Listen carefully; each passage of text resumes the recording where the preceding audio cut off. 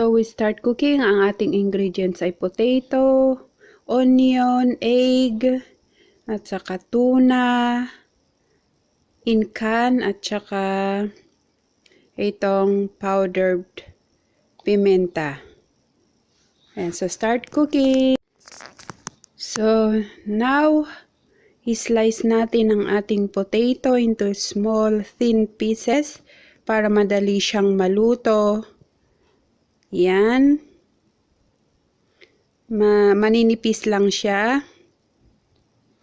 Tapos, ito ating onion. Slice din natin ng maninipis at malalaki. Itong onion ihalo natin sa pagluto ng ating potato para may lasya sa. So, ayan. Hatiin natin ng konti para hindi masyadong malaki. Okay. Yan, start na tayo magluto. Ang ating olive oil. Ilagay natin muna ang ating onion. Yan, onion.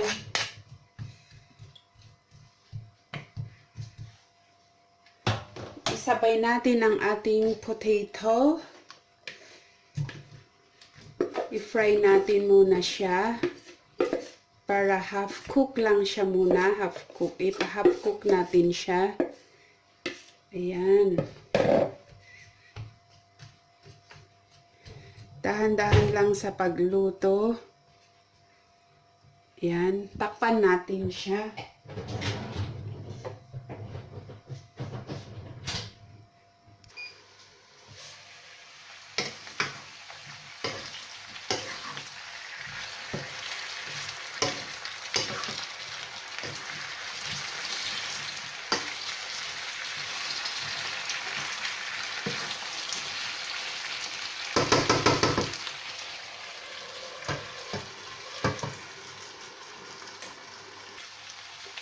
Yan, lagyan natin ng asin for to taste.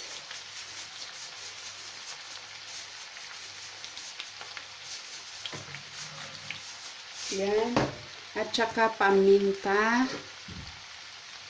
Tapos dahan-dahan lang yung apoy para dahan-dahan siyang maluto. Kasi para siyang ano lang, masarap kasi pag dahan-dahan ang maluto siya. Kasi pag bigla yung apoy niya, iba yung taste niya. Hindi siya parang hindi malinam-nam yan. Iba yung pagkagagat mo, iba yung ano niya. Lasa ba niya. Iba yung mas masarap kasi malambot siya pag dahan-dahan. Ayan. So, takpan ulit natin. Okay.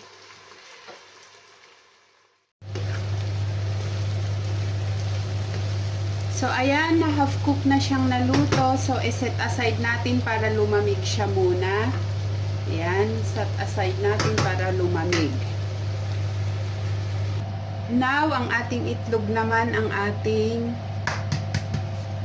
bibit natin ang itlog. 2 egg. Ayan.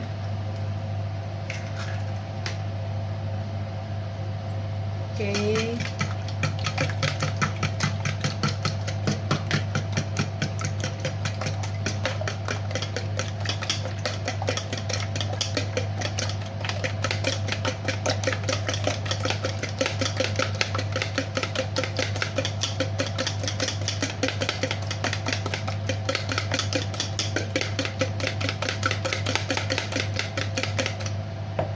Idagdag natin ang ating tuna, itong tuna in can. Ayan.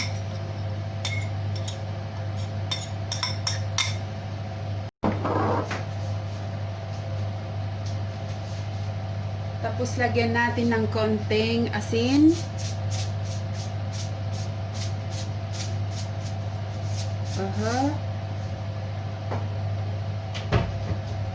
Tapos ipaghalo natin siya ng maigi. Pagkatapos lumamig yung ating potato na na-fry natin ng half cook, ihalo natin dito.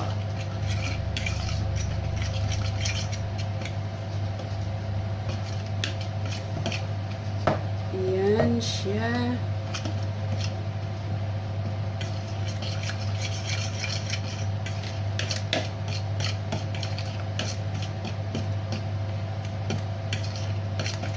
Okay. Tapos, ayan, lumamig na ang ating potato. Ilagay na natin siya. Medyo malamig na siya ng konti.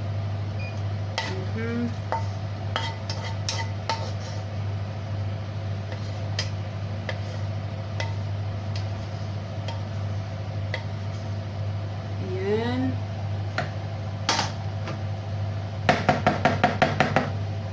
Tapos, ihalo natin siya.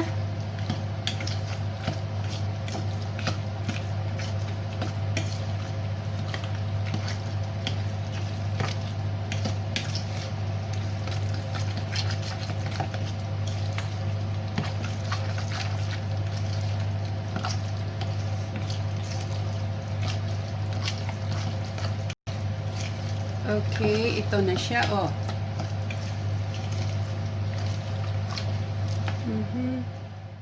Iluto na natin dito sa maliit nating skillet. Lagyan natin ng olive oil, as usual, olive oil. And now, we put our potato, our mixed potato. Ayan siya.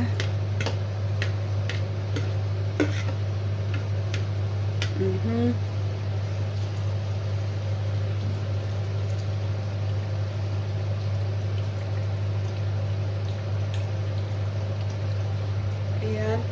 At bawasan natin ng apoy niya, dahan-dahan lang hanggang ito ay maluto. Mga 10 minutes each back and front. Ayan, bawasan natin ang ating apoy, in low fire lang siya para dahan-dahan ang kanyang pagkaluto para malinamnam masarap siya. So that's it. At saka coveran natin. Ayan, malaki ang ating cover.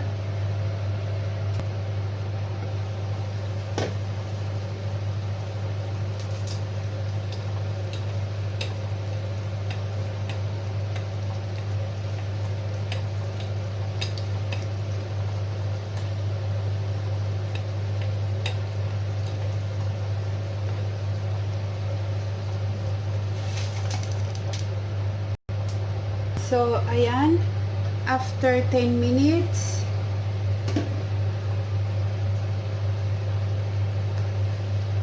okay, i-flip natin siya. Ayan.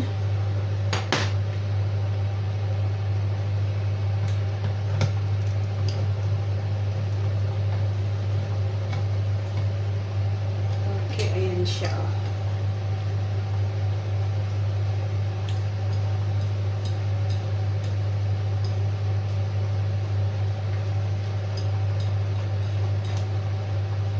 Tapos wag na nating coveran, alisin natin yung cover para mag-evaporate yung yung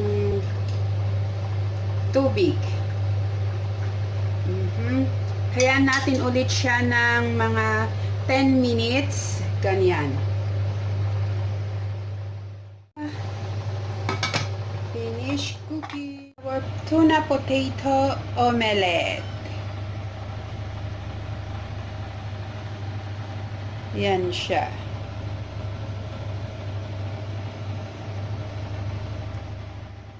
Ito na ang ating tuna potato omelette. Yan.